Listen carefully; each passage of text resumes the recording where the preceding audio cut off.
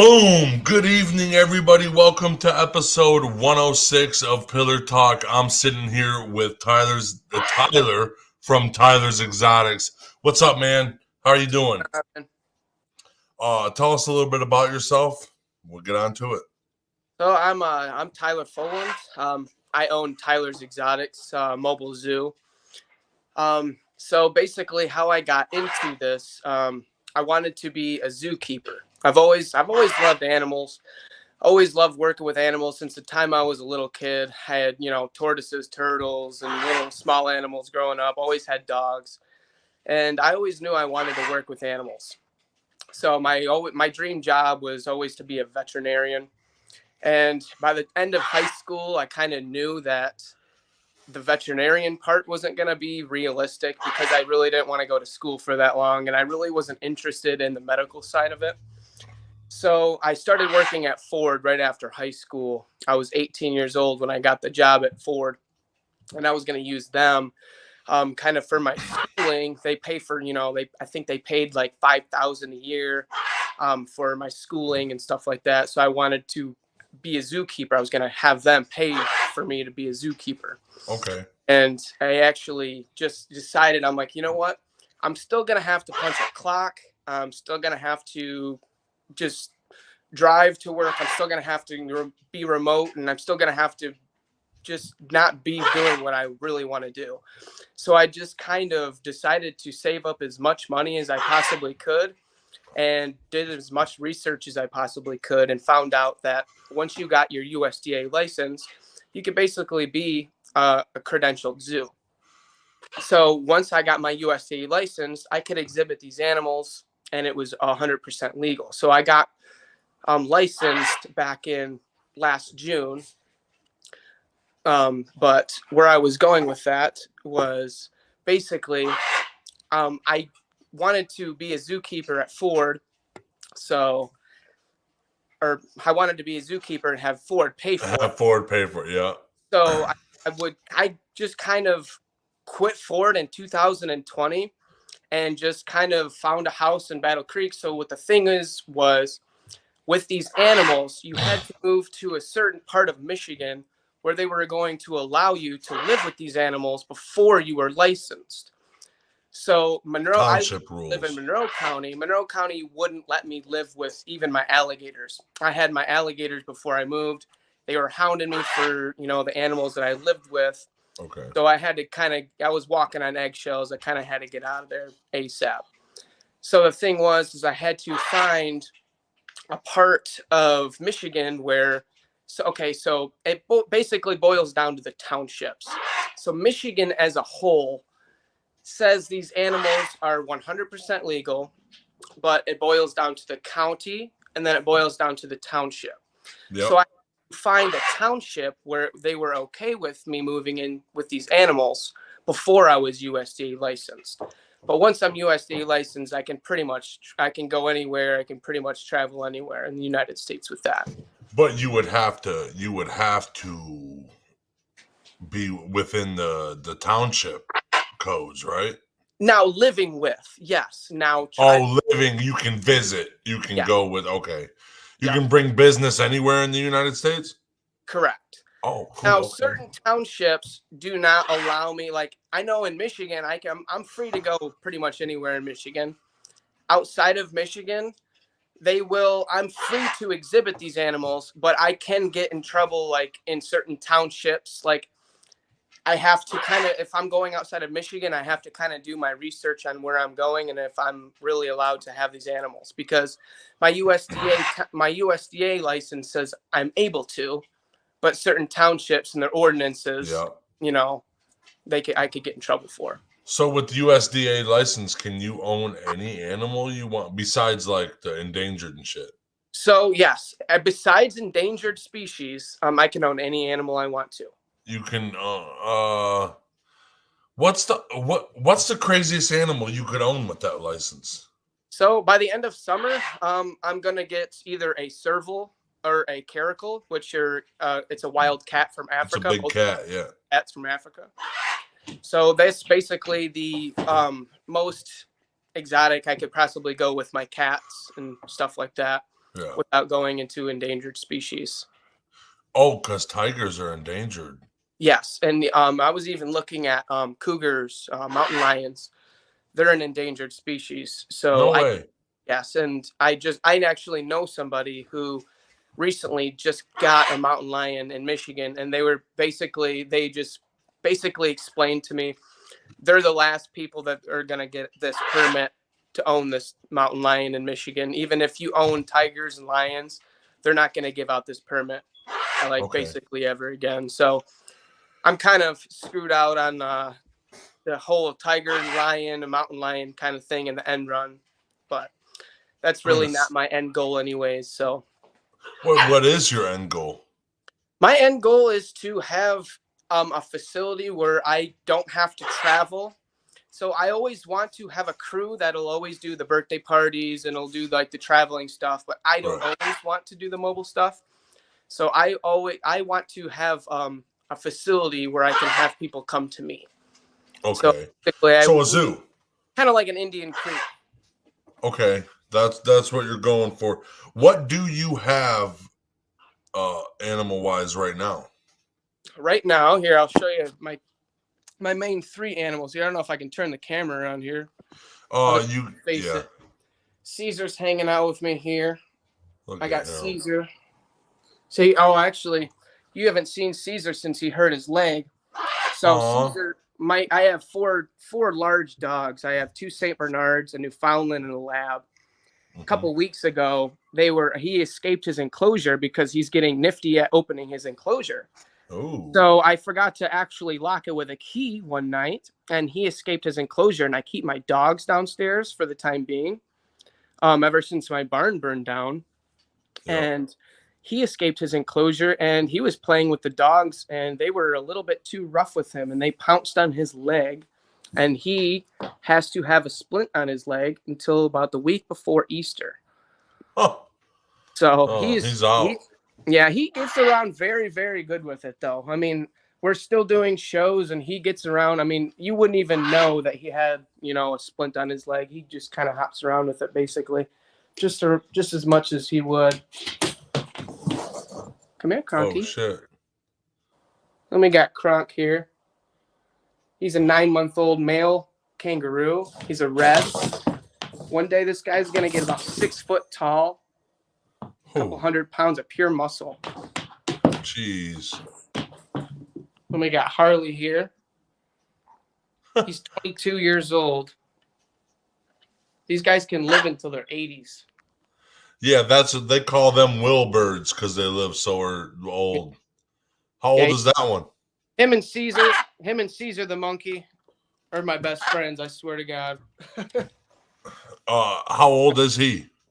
He's 22. Oh, okay, 22. He was about 20 years old. Okay.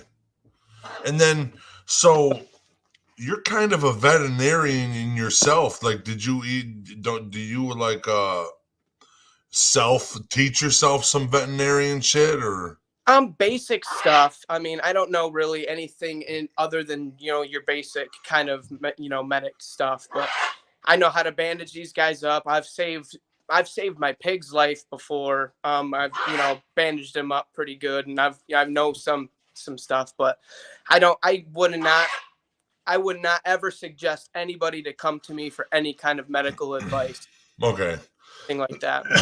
But you know how to care for exotic animals, and they kind of not the USDA doesn't make sure personally, but they make sure that you're going to the vet, and they're making sure that you're keeping care of these guys, and you're in touch with your vet, and your vet knows exactly what's going on and stuff like that. So I'm in touch with my vet, a lot.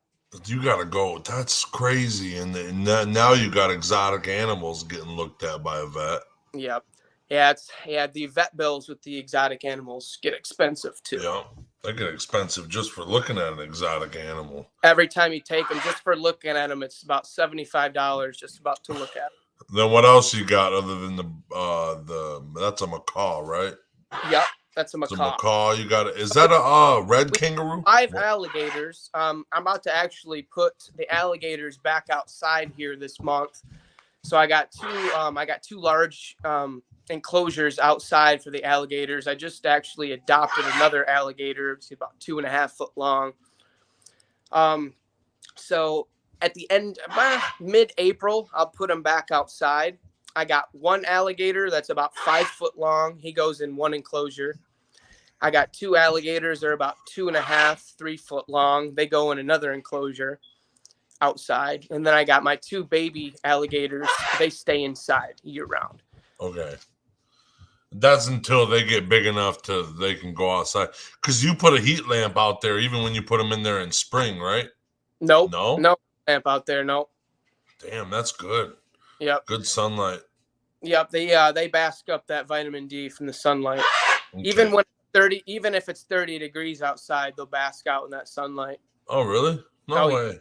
If it's shining, fuck it. I'll take it too. Yeah, alligator dinosaurs, man. They're pretty crazy. And actually, I'll get into the alligators just for a minute here.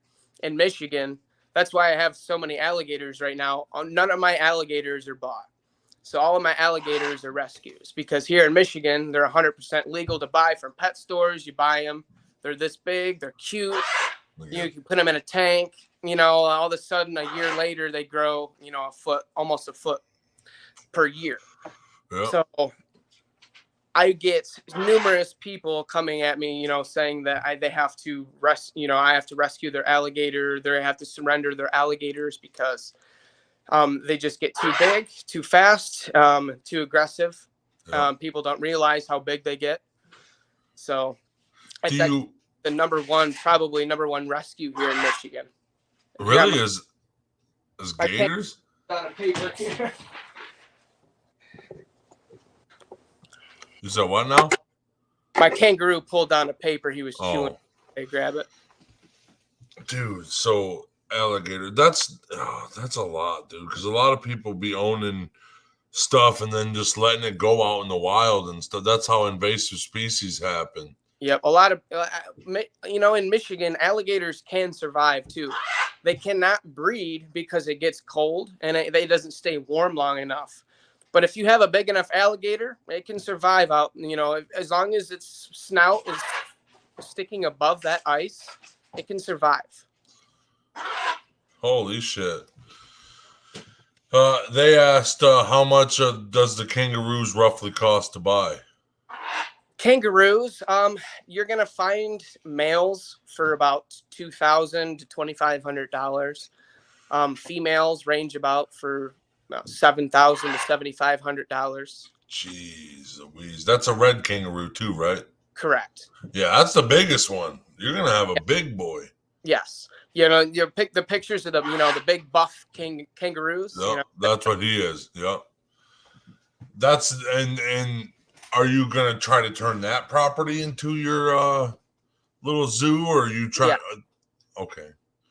So, and then how are you, actually, how did you start, how did you build the business out of your love for animals?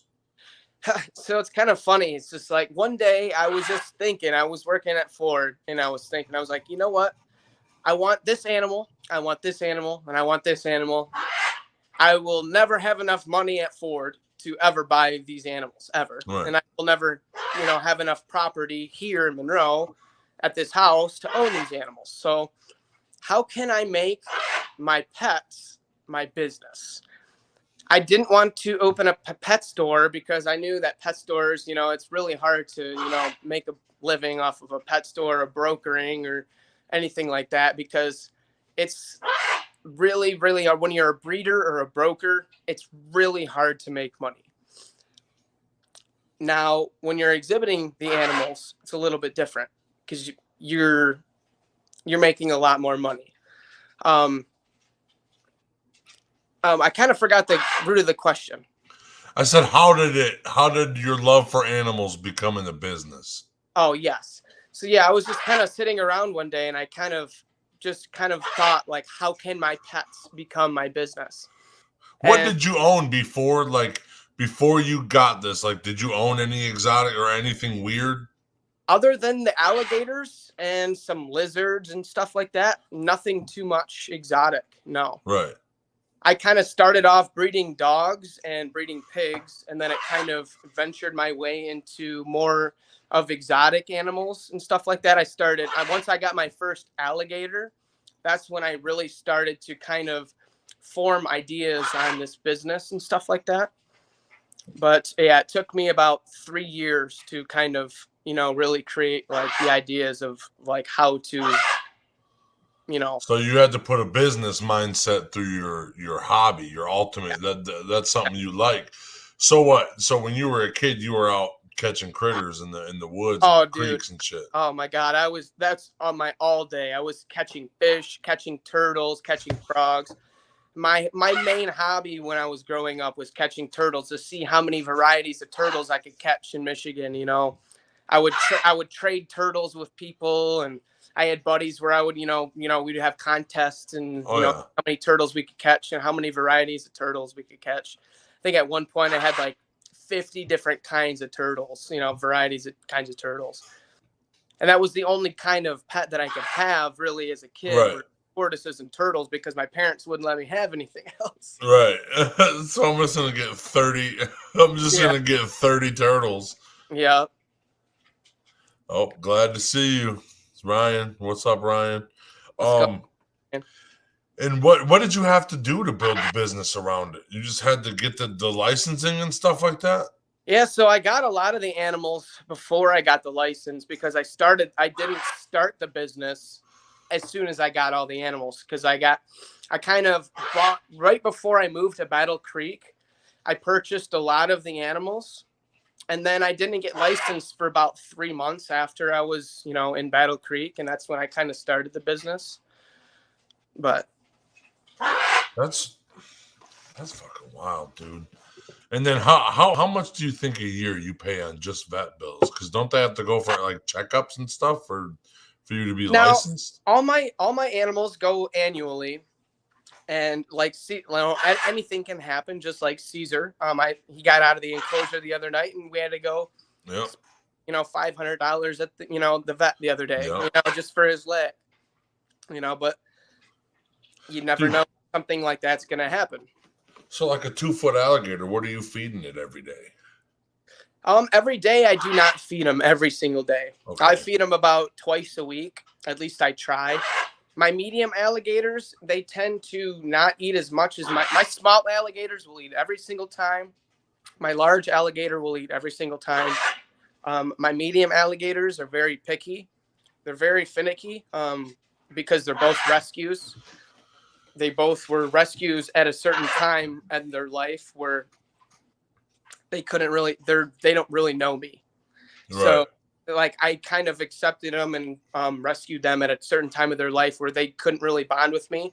And it was over this past winter where I got them both. So over this next summer, when I can start feeding them outside, I can start click training them a little bit. Okay. They'll have a little bit more of a bond with me, but they're a little bit picky right now. But I feed them. The smaller alligators will eat their pellets. I feed them. It kind of looks like dog food. I just pour it in a container, leave it in the container, and I just take about a handful a day. I put their clicker on and get their clicker, and I throw it in their pond. They go around and they swim and eat it off the top of the water. The medium alligators, they live in a tank for the winter time until they go outside in their enclosure. This month they'll go outside. The medium alligators will. Once they go outside, they'll start eating the pellets again because I do not feed them the pellets in the winter when they're in their tank because it gets too messy. So I feed them meat only. So I'll go down there about once or twice a week to feed them at least feed them chicken, steak, fish, any kind of extra meat that I had in my freezer. Sometimes I'll feed them, hamburger meatballs, something like that. Something where they're going to get just any kind of raw meat.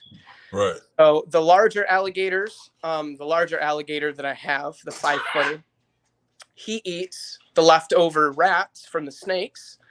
He eats all of the leftover chicken that we have from dinners or anything like that. All of it. He don't even care. Yeah, he'll take the whole breast. Yeah. It's like, dude, just yeah. And he's the funnest to feed actually, because he can actually he'll walk over to you and he'll take the food from you. He's 5 foot long. Have you had him the longest? No, I've had one of the smallest ones the longest. Oh, really? Yep. How do you training them? Are you comfortable around the gator without a tape on its mouth? I am, yes. Just So you I've got bit a few times, but yeah, I'm definitely comfortable with them for sure. you got bit by a gator? Oh yeah, The big one yet? I actually have. I think it's on a live video on my Facebook from last year. I was doing a live video. I was feeding. His name is Dexter. He's about 5 foot. I was doing a live video where I was feeding him some chicken drumsticks and stuff, and You got your finger? I was hanging it over the edge and stuff, and I had my phone in one hand and I had the chicken in one hand. I was looking at selfie mode in the camera and stuff, and I was tapping the chicken on the side of the enclosure, and he come up, he grabbed my whole hand, and I tried to flip the camera around. I think I flipped it around just in time where you could see he had my hand. He was just yanking on my hand, and then I kind of tapped his nose with my other hand, and he just let go, but. He got a little bit of my fingernail, and he kind of scraped up my hands a little bit. But other than that, he didn't really do any damage. Damn, dude, he could have took that bitch off, bro. Oh. So easy. Oh yeah, he could have took one of my fingers off for sure. You got anything else other than the gators? Yeah, I got let's see. In one room, Caesar lived. So Caesar and the kangaroo. Caesar's the monkey. The monkey and the kangaroo live in one room. In the next room, we got Harley, and he lives with all the tortoises. I got 4 tortoises now. I got 2 sulcata tortoises. One's about 3 years old. He's about 5 inches in carapace, about this big. I just adopted a new sulcata tortoise. He's 13 years old. He's huge, man. He's going to be going to all my summer shows this year. He's really, really big. He's probably about 1.5 feet in carapace. Oh, really? Yeah. Oh, Yeah, he's huge. And then I got a Greek tortoise and a Russian tortoise. They all live together in that room. In that room, I also have a small pond with the small alligators. So they live in that room also. And then there's a closet in that room also, which I redid. And my tegu lives in there. So my tegu is my lizard. Black and white tegu. He's from Argentina. He gets about 5 foot long one day. He gets really, really big. Right now he's only maybe about 1.5 feet with his tail. So I redid a closet for him. I got in the other room going across, I got the guinea pigs. They have the old alligator enclosure, which is huge. They have a whole roaming space, which I usually let the rabbits in there with them for the most part, unless they're eating. Once they eat, I kind of separate the guinea pigs and the bunnies. But once they are kind of free roaming, I kind of just let them go in the whole huge enclosure that I have for them. And then I have the alligator in that room also. But the alligator is in a it's in a huge enclosure that's completely 4-sided. So. And then, so you had to move all the animals in the house. Well, this is your first winter. So tell us about that. Yep. So this is my first winter. I moved in October of 2020. So I kind of went through a winter with some of the animals, but I didn't have a lot of, the exotic animals that I have now for my first winter that I moved in here, because I didn't start until around February of 2021 when I started running my business. So this was my first winter of running business this year of 2021, where I actually went through November, and then I went through Christmas and went through January, and because I didn't actually go through that the prior year before that. So that's when I noticed that business was super, super slow. It kind of started mid-November, all the way through like mid-January was really, really slow for me. Okay, so that's like a winter time anyway. People Yeah, ain't fucking. Nobody's getting out. exactly. I kind of figured it was, like Christmas time's coming up, and then people are waiting on their taxes and kind of stuff like that. And it's like, so this year I kind of, I'm saving up, as much as I can to go into the winter time, so I can kind of be safe, Right. Yep. kind of Be chill stable. time, and just because you never know, really never know what's gonna happen. I could be super busy this winter, like unlike last winter, but you never really know. You can bring the zoo into like a building, right? You could bring Yes, all the I animals go in it. I go right into people's living rooms all winter long.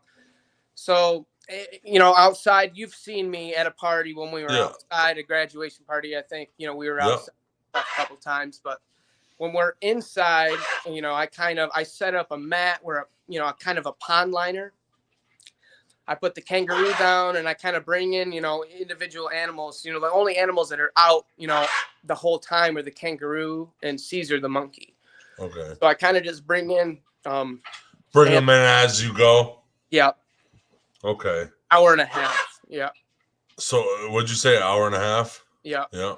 So So you get. instead of having them out the whole time, like in the summer, I kind of bring them in, from my van. I leave the heat on the whole time in the winter in my van, Yeah. so they can kind of transfer in from a warm environment to a warm environment, so they're not, Yeah. obviously cold, especially with the reptiles. Yeah. For sure, because they get all weird when they get all cold and Oh shit. yeah. Dude, that's. What did you. What have you learned since you started the business that you didn't even like plan for? You know what? That I didn't plan for. I never planned that it would actually be as successful as it was. Like Right. I knew that it was, as long as I could get by, as long as I could have these animals and support them and give them their best life and give me a life with Right. the animals, I really didn't care how much money I was making or how much, I was, I didn't really care about that. But I just really didn't expect it to take off like this. I really didn't. Oh, so you didn't expect the hype that it got, holy shit. Yeah. And So I'm starting to venture now. Monroe was, I'm from Monroe, yeah, so Monroe was the first spot where it was like my first hype spot. But now I'm starting to venture in. I mean, I'm going everywhere in Michigan now. I mean, besides like up north, I mean, I'm Adrian, Ann Arbor, Tecumseh. We're going to Toledo. We're going back and forth from each side of the state now. So it's nice. so now is the question. So now you learned all this and you see all this. What's the future? What's the future got in store? Like, and moving on, I know what your end goal is you want like a So zoo. next couple years, you know what? Honestly, I'm just gonna start adding on a couple people. I'm gonna add on probably a next crew because I know the on-site stuff isn't gonna happen for about 10, 15 years. I'm gonna have to go mobile till I'm older. It's just gonna have to. I'm gonna Yeah. have to do You that. got to get started somewhere. Exactly. So my next goal is to add on more animals, add on a second crew, add on help, because it's so tough doing it by myself, man. it Yeah. is. It's tough, and especially with the dogs too. It's like it's so easy if you want to take a day off, you want to Mhm. just kind of chill on the couch and watch TV for the day. Well, guess what? Now you're behind. now you Right. got now you got to go bust your ass for 3 hours and clean animal enclosures and do Mhm. this and that and feed everybody and like Yep. It's a just job. it's you don't really ever have a break. Yeah. Well, it's a job. You got to keep these animals fed. You got to keep them. You got to When you're keep them. running shows, it's Yeah. still a full-time job. Cold-blooded. This guy is cold-blooded monsters. He's got a whole house full of reptiles. He's got a little YouTube channel. He's got reptile feedings and stuff. So yeah, he said, "Hey, this guy's my new best friend." He says, "When you hiring?" Yeah. uh, So like, I wish I could say when I was hiring. Once I probably probably by the end of this summer, I will be hiring a crew but it's difficult because I'm mobile. So it's like I have to hire crews like in Monroe. I have to hire crews in Battle Creek. Because it's like I have a show in Battle Creek at noon, and then I have a show in Ann Arbor at 3, and then I have a show in Monroe at 5:30. It's like I'm trickling myself across the state, so it's really hard to pick up somebody to work with me because it's not a job if you love what you're doing. Sometimes I'm not coming back home. I live in Battle Creek, but my family lives in Monroe, so I get to stay in Monroe. If I end in Monroe and it's late, I get to crash with the animals at my parents' place. Right. Feel for them. Right. You told me I couldn't have nothing but turtles. Now I got a kangaroo in the house, Ma. Yeah, exactly. What's up? Oh my God, my mom loves Caesar too. Yeah, she does. Caesar's my mom is the only person that Caesar will actually go to for babysitting. No way, dude. Yeah. And he don't like any other girl. I have to make sure my mom's free. Jeez. And then taking care of a monkey. So let's talk about that, because everybody wants to own a monkey. How is it owning a monkey, dude? How is it? Well, I won't say it's horrible because it's one of the best things in the world, but it is one of the most difficult things that I've ever had to deal with in my entire life. I've had a kid for 5 months now, and I will say that Caesar definitely takes the cake out of him for sure. He's now I can put, when Caesar's acting up, I can put him in his enclosure and I can kind of take my space. I can't do that with my kid, obviously. Right. Caesar's, he's an animal. There's certain things where you can do with him where you can't do with a kid, and it makes it a little bit easier. But if you're doing it the proper way, and you're really doing it the proper way to take care of Caesar, and you're really taking care of a monkey the proper way, I mean, it is 10 times harder than taking care of a kid, and I do not recommend it to anybody other than if you're going to do something like I'm doing. Yeah. And 100% invested into that monkey. Or if you have time, like you have to have time. Yeah, exactly. If you have, if you work at home or, whatever, you have the time 100% of the time. Yeah, because I'm not going to say, hey, no, you can't do it. I did it because I did it. You know what I'm saying? But I'm going to say, if you have a job, an 8 to 10 job, and you're going to expect to get a monkey, it's not going to happen. He's not going to be happy. No. These guys are very social. These guys need a lot of social hours per day, whether that's with another monkey or with humans itself. Now, I one day expect to get another monkey to have these guys socialize. Right. Never expect these guys to be alone for the rest of their lives and not with another one of their species. Yeah. I expect to get another kangaroo. I expect to get another macaw. I expect to get a monkey. These guys deserve to be with animals of their own species. Yeah, they're homies. They got to have homies, dude. They got to have somebody to rely on. Exactly. Now, I can be Harley's best friend. Harley's my bird. Yeah, I can be Harley's best friend for 50 years, but is he really going to be happy with me other than, compared to another companion as a bird companion? Right. Yeah. And that is wild. So now, like, you're even taking, because you love the animals. Oh, this isn't a business. This is a lifestyle, And I've personally, Brain Jerk has worked with Tyler a bunch of times, and every time he shows up, that monkey's attached to his neck. That monkey is on his, like, that is and that's where I feel like that's like a 24-hour job, like all day, every day. Do it right, they're going to be bonded with you just like that, because they bond with a certain, he looks at me like I'm his mom/dad. Yeah. I take care of him. He's smart enough to know that I provide him his food. I provide him his water. I give him shelter. I give him safety. Yep. I take care of him, and he knows that. Yeah. And that's what they all do. That's why you can feed a gator and fucking, when he bites you, doesn't even bite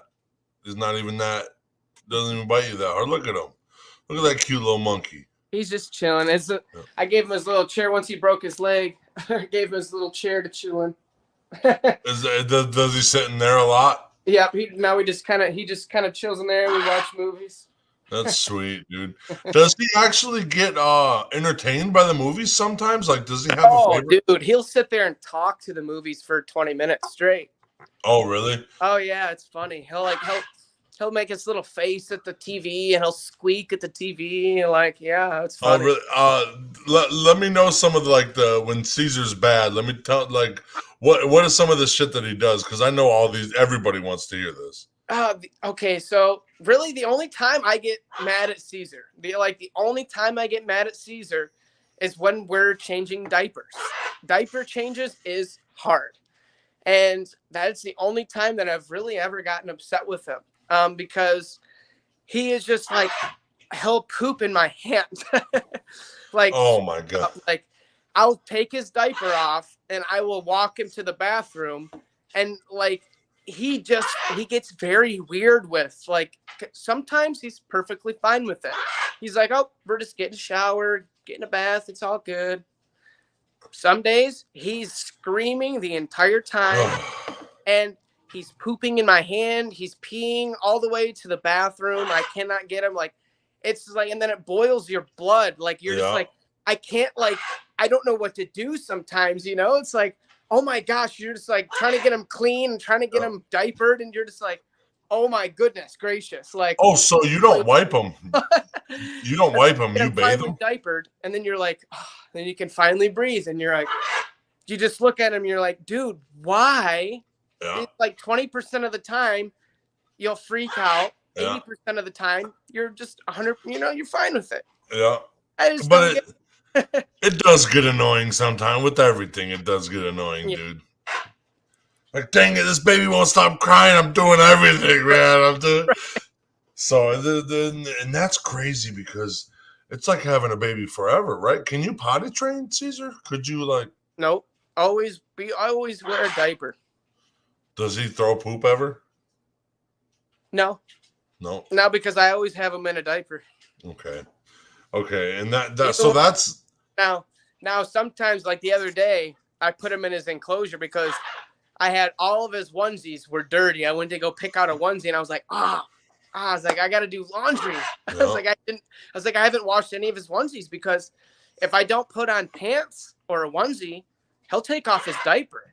Ooh, yeah. He will take off his diaper in the middle of the night. So I went down and to get him in the morning time the other day, and he completely took off his diaper. So I'm like, man. I was like, he didn't poop anywhere or anything like that, but he just like, with this cast now, it's kind of hard to rinse him and bathe him. Right. Can't get the cast wet. So I really had to like wash it, but I had to really kind of rinse, every part of his body the other day because he took his diaper off. So don't know where he's getting, if he takes his diaper off, you don't know where he's getting germs or, feces. Right. Yeah. So you got to wash his whole body. And when he doesn't have his cast on, I will wash his whole body from head to toe every single day, at least one time. Okay. So, and it's cool to wash them every day. You don't like. Yes.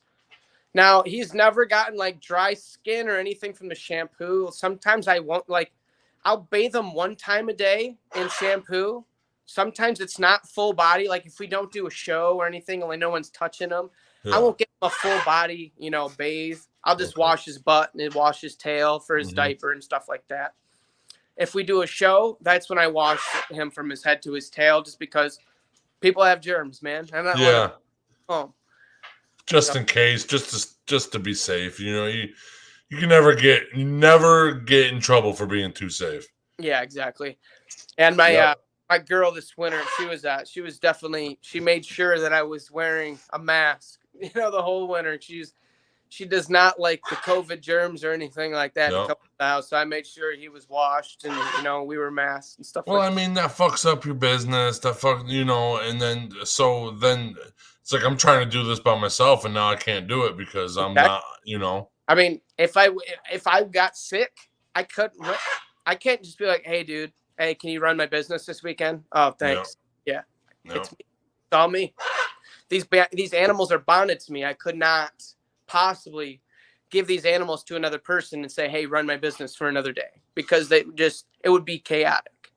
So like your busiest week, I know you just started, but like how often do you work? Like say like your busiest week this summer.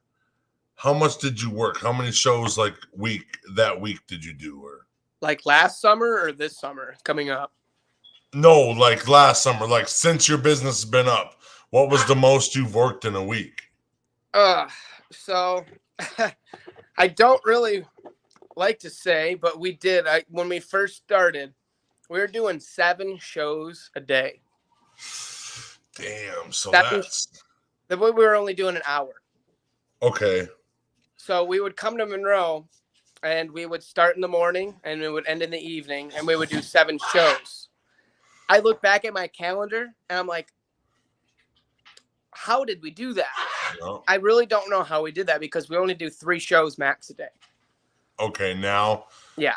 Okay, so but you do an hour and a half, you get it more. So Yes. you gotta find out somewhere. Look at like when me and Josh started Brain Jerk, we were just going live 3 times a day sometimes, just Really? to keep hey we're here Right. we're here, Right. and then now we go live every morning, and then we don't have to go live so many times because now we finally force fed our name out there. So at least even if you don't want to know, you know, and that's how you have to do it. You have to start it out. You have to get word popping somewhere. Oh, yeah. I seen a monkey at a birthday party the other day. Boom. Yeah, and that's how we kind of did it last year, was just word of mouth. I mean, it was just, now we got 4,000 followers on our Facebook, and we got, we have, a lot of expansions, a lot of people that are, we have a lot of connections now. But last year it was just word of mouth. Hey, I just had this birthday party. It was really fun. You should book it too. All right, we're gonna book it too. And it was kind of just Monroe basically last year. You thinking about getting a website? I did have a website at first, and then before I was USDA licensed, they were kind of coming after me for having a website because I wasn't licensed yet. So I took my website down and I quit paying for my website. I literally spent 3 or 4 months working on this website. It was beautiful, man. TylersExotics.com. I spent a long time working on this website by myself, and I finally finished it, and then I had to delete it. Damn it, dude. So we've been doing pretty good without the website, but I do want to do a website just because I want to let people know exactly, exactly what animals we have, information, the backstories on all the animals, exactly what we do, my information, my backstory, which was all on the website before. Right. I ended up having to delete it. So, and then I possibly could get it back again, but honestly, I would probably just restart and do a fresh one. Right. That's where to go. You can get that. Fucking people can hit you up fucking all across the United States. Yeah. Just go to .com. Where I could have them book kind of through the website too. So I wouldn't have to, just do it through Messenger all the time. And they could schedule it for you instead of you double scheduling or over scheduling by accident. Exactly. Yep. It helps a lot, dude. Them robots help. Especially last year. That definitely happened a few times last year where I double scheduled, or I scheduled, I didn't look at the distance of the, the locations and stuff like that, where it's just like, now I learned from my mistakes of last year, where it's like, I'm not going to make those mistakes this year where, I made last year and end up, getting, a bad reputation or something like that. Yep. I've built up a pretty good reputation at this point, and I don't want to lose that. So, right. And I mean, as long as you learn from a mistake, it's not really a mistake. Exactly. Just a bump in the road. And now I know how to not do it, and now I know I got to do 3 shows and a it's day. Like when you're running shows with, animals, it's like, you don't know how to run it, until you do. You learn everything. You learn, okay, there's traffic, there's this, there's that. And it's like, there's a bunch of different things that go into it where it's just, don't really think about it at first. You just kind of schedule and put them in your books. And then you run through the year and like, okay, now what are we going to do this year? Let's learn from what we did last year. Yeah, because lo and behold, you get on there and you're like, holy shit, so much things go into running a business. Like I wasn't even thinking about traffic. I'm Right. fucking dealing with animals, dude. I Right. wasn't thinking about that. Right. So, and Or that's changing Caesar. One of the animals gets out of, one of the animals goes to the bathroom all over the car. Kangaroo hops out of the car when I'm driving, which has happened before. Hopped out of his bag when I was driving with my last kangaroo. I had to get off the side of the expressway and, put him back in his bag. Or Caesar has to be changed, which sometimes takes 25 minutes if I'm not by a sink. It's like if I have you got to think when you're not by a sink with a monkey and you're changing a diaper, they have a bunch of hair. You can't just wipe it clean. You know what I'm saying? Dingleberries everywhere. Yeah, exactly. It's a little bit of a mess, man. When you're trying to do it in a car, going to the next party, it's a little bit difficult. It's hard to do it on the fly. Yeah, I've learned how to do it, but yeah, it's definitely difficult. So you you drive like one of those like big old white vans, right? That's why it's like a big box van. Nope, it's not a box van. It's like more of like you're gonna travel like across the United States kind of van. Like the Econoline. That's what you're talking. Yep. Exactly. I got a 2003 Econoline.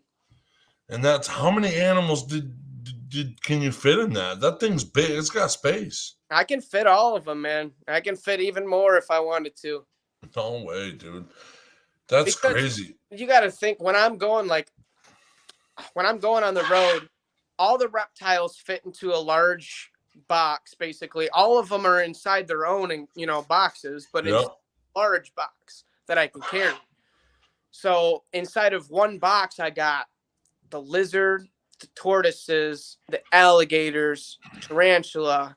I got all of them in one box. In one box, I got the bunnies and the guinea pigs, and they can fit in one box. And then I got the snake in one box, and they can stack on the other box. And then I got half, the back of the van still. Right. Oh, fucking damn Caesar, and Caesar's got your neck. Caesar's just on me, the 100%. Like he just rides with me. How long have you had him? I've had him since he's been about 10 weeks. So November 2020. So you had him about 2 years. Wait, 2 years now. You got a year and a half. Dude, life hasn't been the same since you had a monkey strapped to your neck. Oh no. That's cool. It's like, I had him before, I had the kid. So it was like kind of like practice for, before having the kid. I was like, really, it was interesting. Especially having him as a kid and watching him kind of like venture down from just wanting to be on my neck 100% of the time to like now he gets down and just running around and acting crazy. And I think the last time you seen him, he was down, at the running around. Yeah, and there was a bunch of people. Yep. He was getting down. He was playing with everybody, and he's crazy now. Yeah, dude, he's getting older. How long does he live? What kind of monkey is he? He's a black-handed Geoffrey spider monkey. These guys live about 30 to 40 years in captivity. Oh, dude, he's about to be your homie, bro. Oh, yeah. He's already my homie. Is there any, like... He'll camping with me this summer. He'll go on vacations with me this summer. He's about to have a fun summer. That's sweet. Is there something like you gotta feed him, like you keep around that you gotta feed him personally, or you just feed him like fruits and veggies? Monkey biscuits. Oh, they got all the nutrients and stuff they need, so okay. Yeah. So they have shit. I feed him monkey biscuits in his water. He likes to dunk his biscuits in the water. So he dunks his biscuits in the water, and then I feed him fruit once a day. So I'll feed him. I think he ate a little bit of fruit. He ate a plum earlier. He ate a little bit of grapes, but I'll feed him his like large amount of fruit later. So he'll have his whole plate of fruit. I'll sprinkle some protein powder on there. I'll give him some peanut butter or some nuts for his protein. Okay. That's all you need. He's basically a fucking human, dude. Yeah. These guys are, 90% of their diet is fruit. So. Oh, really? Yeah. Okay. And then those what do those monkey biscuits have? Like some of the like proteins and shit. It's just kind of like they like to graze, like in the wild. They graze on leaves. They graze on a bunch of different kind of things. They get a bunch of different nutrients that they wouldn't get from the fruit in the monkey biscuits. Right. But you have to give them their protein because that's the one thing that they're not really getting from either the fruit or the monkey biscuits is the protein.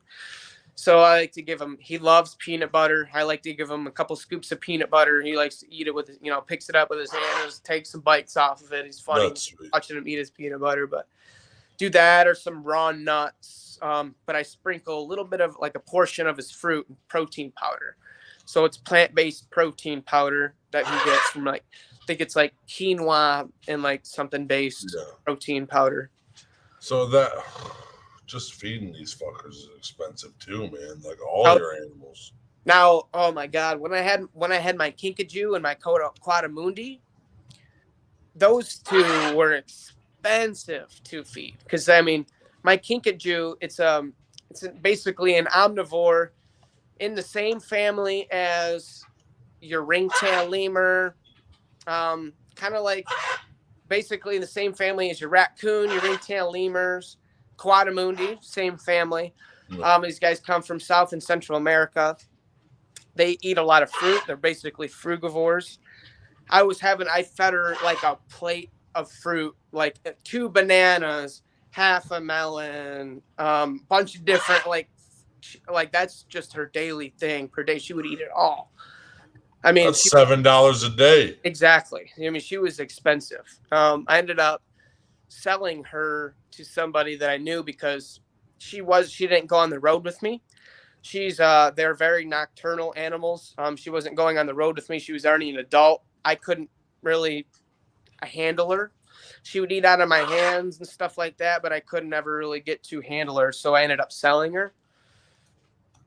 So just really didn't make any sense for me to have her live by herself when she could live with other kinkajous and be with other kinkajous, and she's going to be a mom one day. So like them, do you sent it to a kinkajou breeder or like a... Yeah, so I knew somebody who I think he had about 3 other kinkajous. He had 2 females and a male. He bred his kinkajous. So he had like a large enclosure for them and they lived together. And he ended up buying them off me for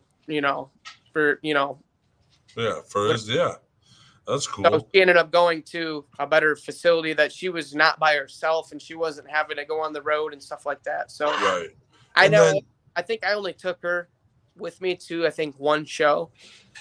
And then after that, she just kind of stayed home and she was just kind of like my pet at my home. But she was just more of just an expense for me at that point, and she wasn't living her best life.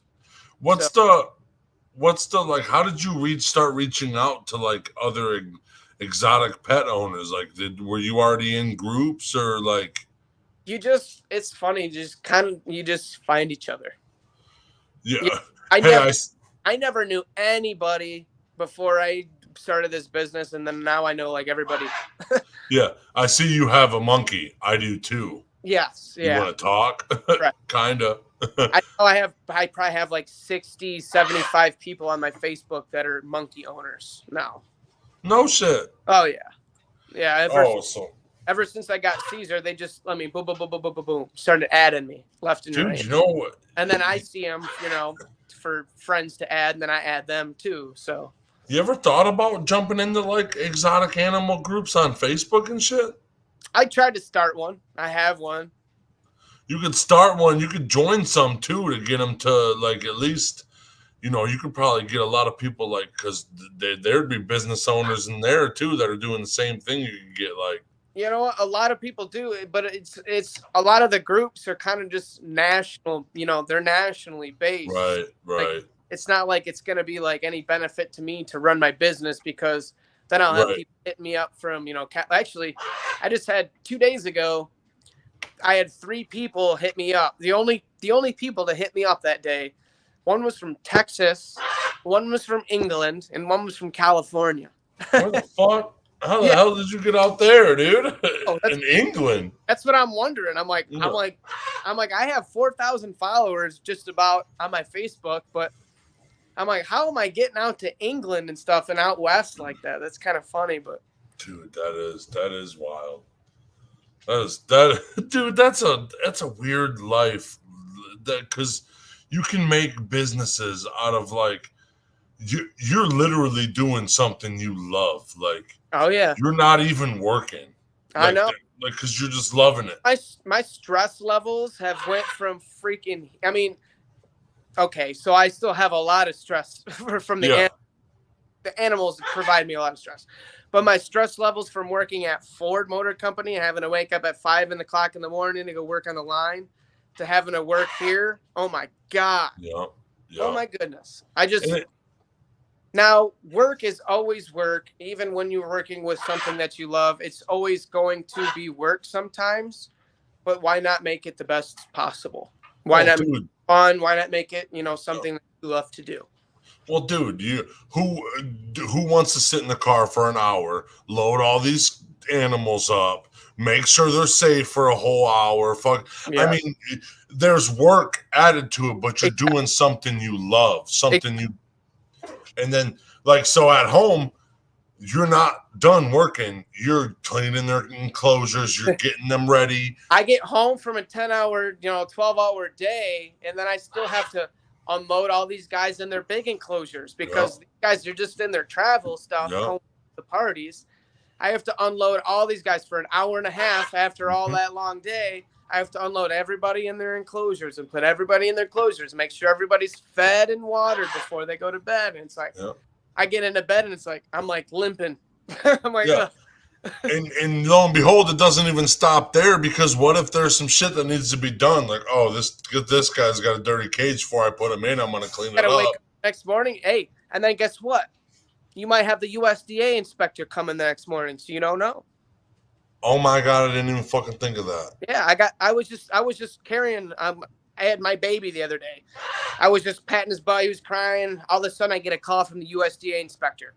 I think I spent maybe an hour and a half downstairs that morning because I try to, keep up on my enclosures every single day for that reason.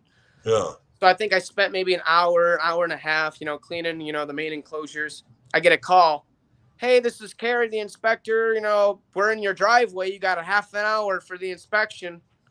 I'm like, oh, I'm like, man. I'm like, you got to take him. I got to go downstairs and make sure everything's, set. Yeah. I got this inspector coming in my Yeah. house to make sure everything's good to go.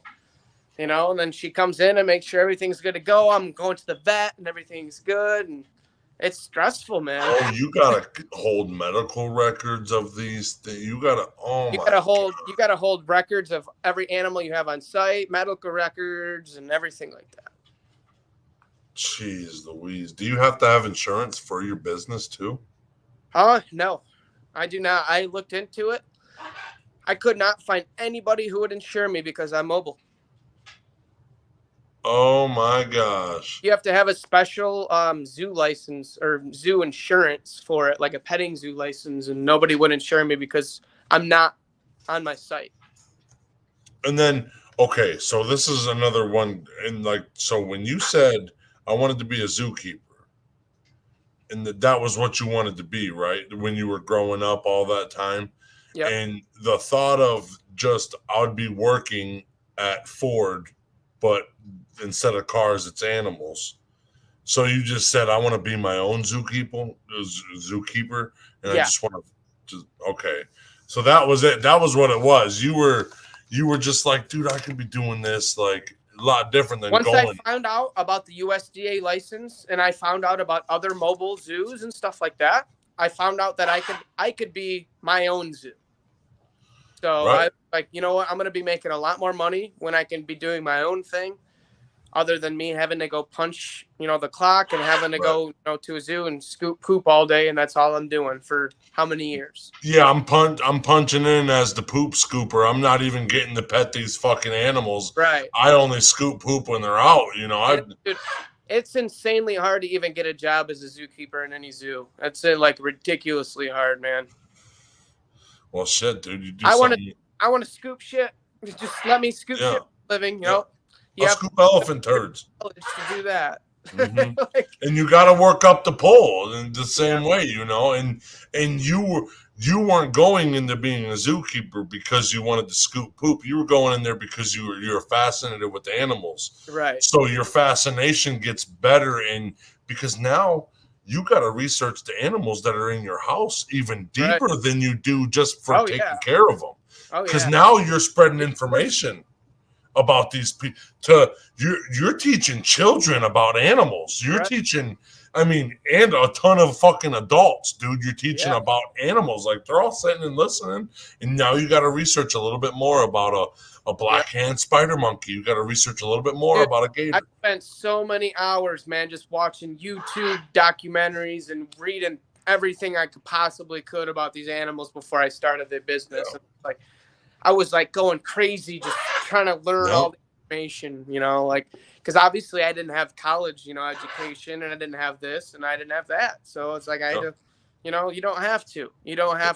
So. And another funny thing about it is every time you probably pull up after all them fucking articles and news shit that you read about it, all the research, you're still like, am I going to even remember everything I researched? Oh my God. Right when you pull up, you're like, dude, I don't even know what I do with these animals to begin with. You know? Yeah. Because most of the time it just kind of like, I just go into like this, like, just black out and just start talking, man. I just really do. And then I'm just like, I don't even know what I just said. Well, that's your passion taking over, honestly. It is. It really is. Because you're learning them for yourself, too. Right. And really, people want to know how they act and how they, you know, I mean, the information's cool, but I want to, how's this motherfucker do in your house, bro? Right. You know? And that's a really cool job, bro. I'm glad you're doing it. I was gonna say they got a kangaroo, a macaw, and a monkey sitting in their living room. Yeah, we're all watching movies together. Yeah. I did a live show with Encanto. Yeah, I did a live podcast with a monkey, a kangaroo, and a macaw. First time they were ever on my fucking podcast. I'll tell you that. All right, so I got. You're gonna plug yourself in. For how they can reach you and get a hold of you, and then I got one more question for you. Yeah. So I'm Tyler with Tyler's Exotics. You can get a hold of us on Facebook is the best way to get a hold of us if you want to book a party. I'll kind of run down the animals that we have one more time. We bring our spider monkey. We bring our kangaroo. We bring our macaw. We bring reptiles, including like snakes, turtles, tortoises, lizards, alligators, small fuzzy animals like chinchillas, bunnies, and guinea pigs. We try to provide you guys with an educational experience and a hands-on experience for an hour and a half. If you guys want to get a hold of us on Facebook or call me at 734-430-2619, I will answer any call pretty much any time of the day. And I have seen him at multiple parties, and I've drilled him with questions multiple times, and he always comes through. He's very informational. He knows how to take care. I mean, I really like. I love the business, dude. I love that you love it. You can tell that you love it because you're so passionate when you're doing it. You know. And one more question, and then we're gonna get off here. Yeah. If you had one last thing to say to the world, what are you saying? One last thing to say to the world. That's a tough question. I tried. Hey, that's all we want, dude. Just try, dude. Just try. All right, guys, that's it for episode 106. Tyler, thank you so much for coming on. I appreciate it. Absolutely. Can't wait to see what you do in the future. We might be talking to you again. Don't worry about Hopefully. it. Maybe I can give you guys a tour later on in the summer. Maybe I can give you guys like more of like a tour of the facility or something like that. We could do that. That would be like, and it could be a promo for you too. Yeah, absolutely. It could be like a little, dude, that's. So now that you guys know a little bit about me, maybe I can give you guys more about like the animal side of it, you know? Yep. So that would be really good. Actually, we're going to be talking about that. I'm going to go ask Ryan right now. You guys Have a wonderful day. Thank you so much, Tyler, for coming up. That's it for Pillar Talk today. Thank you so much. Yep. Take it easy.